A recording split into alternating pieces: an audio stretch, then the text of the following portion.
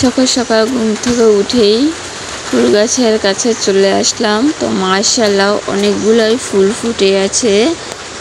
তো আকাশের অবস্থাও বেশি ভালো না, বৃষ্টি হলে তো ফুলগুলা নষ্ট হয়ে যাবে। তো আমি একটা চিন্তা করেছি যে ফুলগুলো তো বৃষ্টি হলে নষ্ট হয়ে যাবে। তো কাকি বলতেছে যে আবার ফুলগুলো ছিঁড়ে নিয়ে যাবে, তার জন্য আগে গিয়ে ভিডিও করে নিচ্ছি আর কি। আসসালামু আলাইকুম, আপনারা সবাই কেমন আছেন? আমিও আল্লাহর রহমতে ভালো আছি। এদিকে গাছের নিচে আবার কাঁঠাল পড়ে আছে আর কি, এই যে পড়ে একবারে ছড়াই গিয়েছে। তো বাবাকে বলতেছিলাম, বাবা কাঁঠালের গন্ধ হঠাৎ করে আসলো, তো গেটে দিয়ে চুকি মেরে দেখি কাঁঠাল পড়ে আছে গাছের নিচে। এই যে কাঁঠাল নিয়ে এসে মা কাঁঠালগুলো সবগুলা খুলে নিচ্ছে। মাশাআল্লাহ অনেক মিষ্টি হয়েছে, কালারটা অনেক সুন্দর আসছে। তো বছরের প্রথম ফল, তো সবাইকেই দিব। তো এই যে এদিকে রান্না বসাই দিলাম। আজ হচ্ছে কলমি শাক ভাজি করব।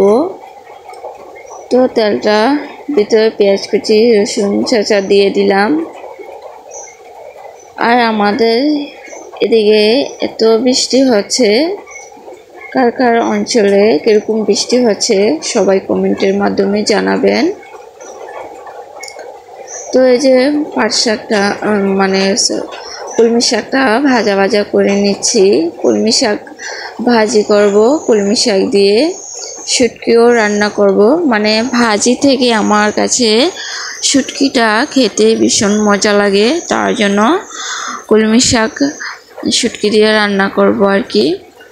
তো আমার শিফা মাকে আগে দিব কলমি শাকটা ভাজা করে। তো এই যে কলমি শাক ভাজা শেষ, এখন আবার বসাই দিব শুটকির জন্য। এই যে তেল প্রথমত কড়াই ভিতরে দিয়ে দিচ্ছি। তো এই ভয়েসটা আমি দুইবার দিচ্ছি, এত পরিমাণে বৃষ্টির কারণে ভয়েসটা ঠিকঠাক মতো দিতে পারছি না। তো এদিকে পেঁয়াজ আর রসুন ভাজা করে নিচ্ছি।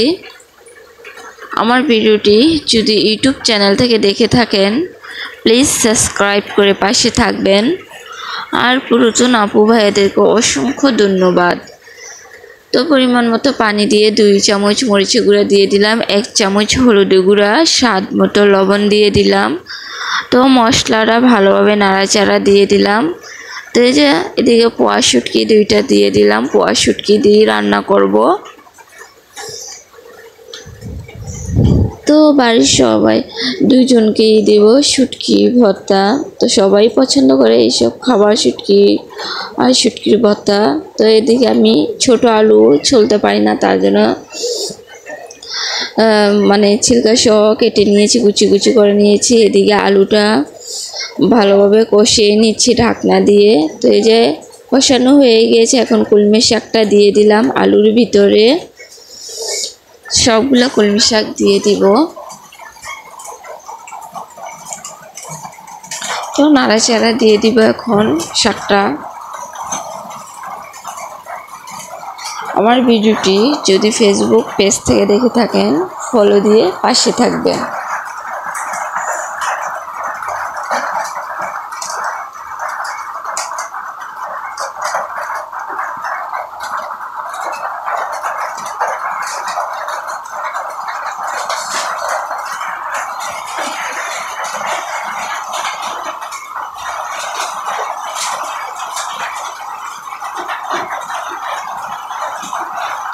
তো আমার শুটকি তরকারি হয়ে গিয়েছে, বাটিতে নামিয়ে নিব।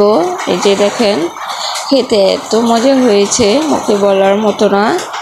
তো আমরা যারা রান্না করি চিন্তা ভাবনা করি কিভাবে রান্না করলে মজা হবে। তো আজ হচ্ছে ডালটা আমি কষিয়ে রান্না করছি। এভাবে হচ্ছে আমার ফুফু আম্মা রান্না করে, তো দেখবো কেমন লাগে খেয়ে। তো এদিকে হচ্ছে লাড়া বাড়ার শাক রান্না করব, ছোট পাতিলে বসাই দিলাম লাড়া বাড়ার শাক। পরিমাণ মতো পানি দিয়ে দিলাম ডাউলের ভিতরে।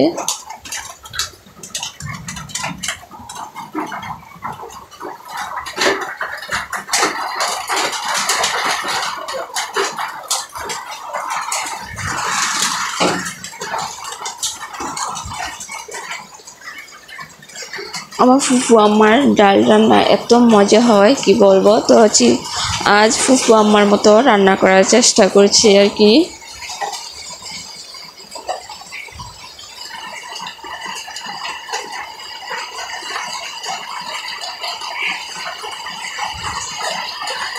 আজকের ভিডিও এই পর্যন্ত। আল্লাহ হাফেজ।